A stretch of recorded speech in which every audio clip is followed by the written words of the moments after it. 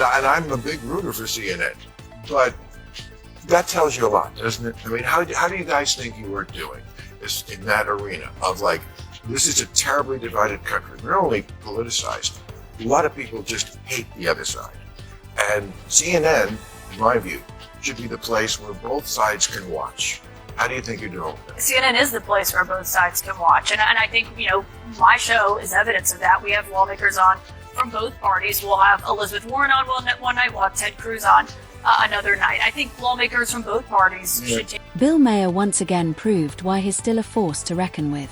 CNN anchor Kaitlan Collins came in confident, thinking she could steer the conversation, but Maher wasn't having it. With calm precision, he peeled apart her media narrative, revealing just how deep the ideological slant runs. What began as a routine discussion quickly transformed into a takedown of mainstream media bias. Collins scrambled to stay afloat, relying on worn-out talking points, but Maher didn't let up. It wasn't just a debate, it was a long-overdue reckoning. Advise the president on the legality of telling government agencies that they don't have to spend money that was already appropriated by Congress. Well, as the OMB memo states, this is certainly within the confines of the law. So White House counsel's office believes that this is within the president's power to do it. From the echo chamber of The View to the usual defenders in the press corps, yes, figures like Jim Acosta and Kaitlan Collins, Karoline Leavitt has faced non-stop resistance since stepping into her role as White House press secretary. But Maher, he's clearly reached his breaking point with the media's double standards. The pressure boiled over when Kaitlan questioned Karoline about Trump's decision to dismiss certain DOJ prosecutors, a move clearly within his constitutional power. Everyone knew it, even Collins. Still, she asked, hoping to trigger a stumble. But Leavitt didn't flinch. Her reply was clear, direct, and untouchable. You say that they don't have the power to freeze this funding. Again, I would point you to the language in the memo that clearly states this is within the law. And all that happened on Friday night. The administration fired several inspectors general without giving Congress the 30-day legally required notification that they were being fired. I think only 2 were left at DHS and the DOJ. And then yesterday we saw several prosecutors, I believe 12, fired from the Justice Department who worked on the investigations into the president. As you know, they are career prosecutors, therefore they are afforded civil service protections. How is the administration deciding which laws to follow? And really, can anyone blame Maher for speaking out? The bias was so obvious, it practically demanded a response. Before he even stepped in, Kaitlan had already fallen into her usual rhythm. Quick-fire interrogations, laced with slant and smug undertones. It's the oldest trick in the book: create confusion, force a corner, then claim control. But Karoline didn't fall for it. She spotted the ambush early and shut it down with one answer. When asked if Trump's DOJ firings were legal, she didn't just say yes, she demolished the entire line of questioning.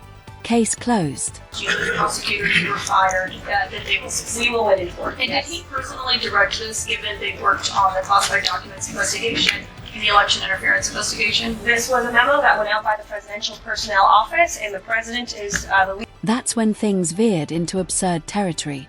Karoline, calm and unshaken, gave a clinic on how to confront media spin with facts and composure.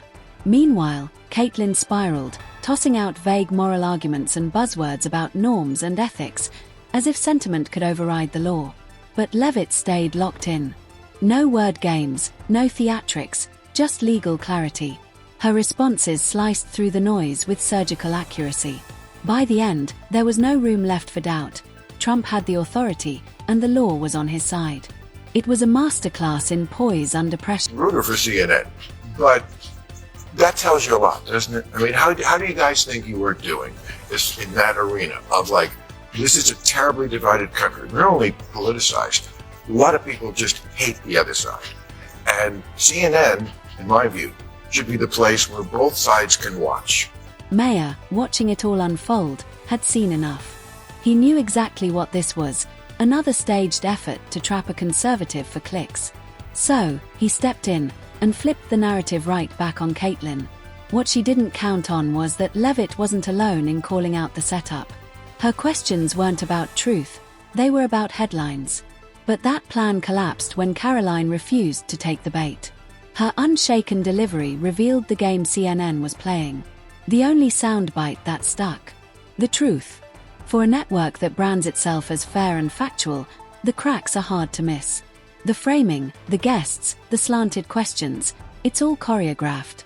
Maher knows the playbook, and this time, he brought it into full view. Administration, there was $71 billion worth of fraud in one single fiscal year that we know about. And so that is a lot of fraud, Peter. To be clear, that $71 billion was from 2015 to 2022, so it wasn't in just 1 year. And it was $71 billion. But it wasn't 1 year, it was over multiple years, from 2015 to 2022. So are you defending $71 billion in fraud, Peter? That's a lot of money. Why is the media so against cutting waste, fraud, and abuse from the government? I don't get I it. just want to ask We won't be deterred. We will not be deterred. And then came the final blow.